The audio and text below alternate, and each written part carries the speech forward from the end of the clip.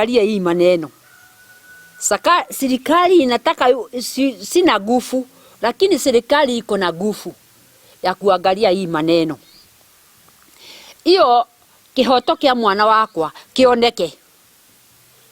No sio modo kindu kia mbere. Iyo mtu haki yake haki yako ya mtoto ioneke na haki yake ioneke kwa sababu ametoroka. Ametoroka kwa nini? Nimesikia uoga sana kwa sababu nikisikia mtu anapiga hii kitu ama kabad kama kuja hapa kama koga hii kitu, mimi nasikia ndio saa hii ndio amekuja. Silali. Hata nikifuga pale, hata nikitiwa maziwa siwezi enda kwa sababu maziwa hiyo nimemuona atajipisa kwa maziwa akuje aniue. Amekuwa na vita sana. Huyo kijana amekuwa na vita sana. Baka nikaambia mtoto yangu, mwanamke ni kujikasa. Hata sisi tutakaa na baba yako vile tuko mzuri, lakini mwanamke ni kujikasa. Anasikia. Sasa anajikasa baka dakika ya mwisho. Anakuwa na hasira sana. Na ni akikunywa pombe. Huyu mtu ni mzuri sana, hata ni rafiki yangu sana.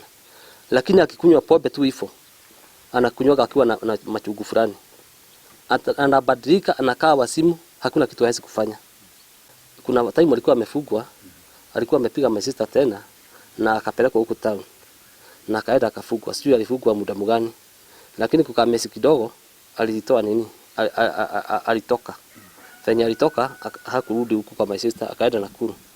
Sasa venye walikaa wakakuja tena.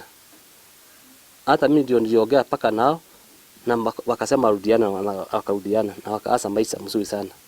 Sasa inafikaga mahali ile wakati ataanza kunywa pombe, hapo ndio zile itakujia kubwa sana. Lakini wakati akunywa pombe ni mtu mzuri sana. Lakini akipata tu makasiriko hivyo akunywe pombe, anageuka anakuwa mtu mbaya kabisa. Juu hata kuna wakati sister yangu amekuwa mgonjwa hapa, nikampigia simu nikamuuliza sister yangu anaendelea aje. Akaniambia sister yangu ako poa, nimempeleka kwa wodi na ako sawa, anaendelea mzuri. Kukakaa kidogo akakunywa pombe. Akaniambia unaniuliza sister yako anakaa aje? Si ukuje mpeleka hospitali. Akanitusi. Mimi mwenyewe mtu akona hasira mingi sana. Juu unaona nilifikia kabisa. Lakini alinitusi akanitusi dakika mpaka alinichapa. Unaona? Tukaenda pale polisi tukaongea hiyo kitu na akasema yeye ni hata huyu brother yako tunasaidia naye sana na ni mtu mzuri sana. Hiyo mambo tumalizia hapa na tukamaliza. Hapo. Changamoto kama hizi, kama hii yenye tumezungumziwa na tumeambiwa na hawa ambao ni wahusika sana, ni mambo ambayo tumekuwa tukiona sana. Na most of the time unapata ya kwamba wamama ndio wanaathirika, juu hao ndio huanga most of the time wanapata hizo physical violence na pia kudungwa na wengine hata kuuliwa na wengine hata kufukuzwa na mambo mengine kama hayo. Pia watoto ambao wanakuwa wakati wanaona hii mambo ikifanyika kwa kifamilia, pia wanakuwa affected. Wanakuwa na hizo trauma issues zenye zinaingia kwa mawazo. Tunaomba na hii ndio jambo nje tumekuwa tukiambia community kama ya kwamba hii jambo ya gender based violence imefanyika, fanya ripoti, usigoje wakati unaambiwa kwamba utauliwa ukae kwa hiyo nyumba, enda utafute safety yako. Namba 2, ongea na watu, report kama kuna incidences kama hiyo, na hiyo itakuwa ya maji na hita alipofanya hivi nini, akitaka nini kunimwagilia nika bed hivi. Sasa nini akanimwagilia maji na huku nyuma na nyingine ilibaki. Mimi nikasuka juu nini, sikuwa nafikiria naweza fika mahali kama hiyo. Nini nikasuka sana. Nikasimama nikajaribu kumshika. Sikuwa najua alikuwa ameficha kisu nyuma ya trosa. Akachukua kisu akaniduka hii upande yote. saa hiyo nini aliponiduga kisu kiatu ikuwa hapo chini, ikafanya nini ikamtega akaanguka. Alipoanguka mimi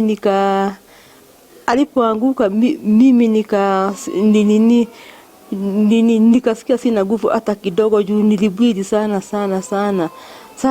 Saa hiyo kisu aliponiduga ikaenda mahali kama pale.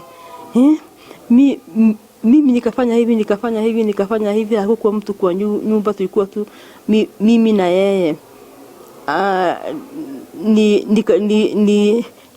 Nikapata nguvu kidogo. Alipoanguka mimi nikatoka nje, nikafunga mlango. Sasa nikamfungia kwa nyumba, nikatoka nikafunga hiyo ingine ya wa corridor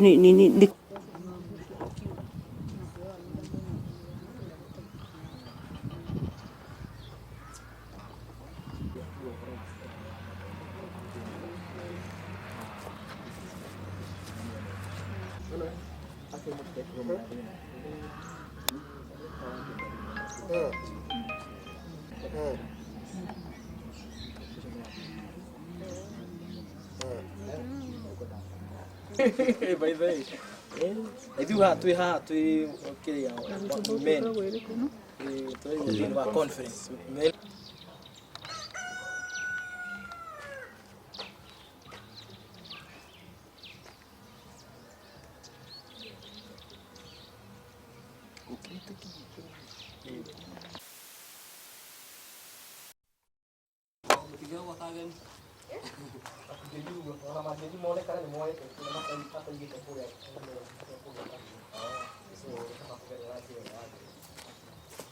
No, gitu apa kau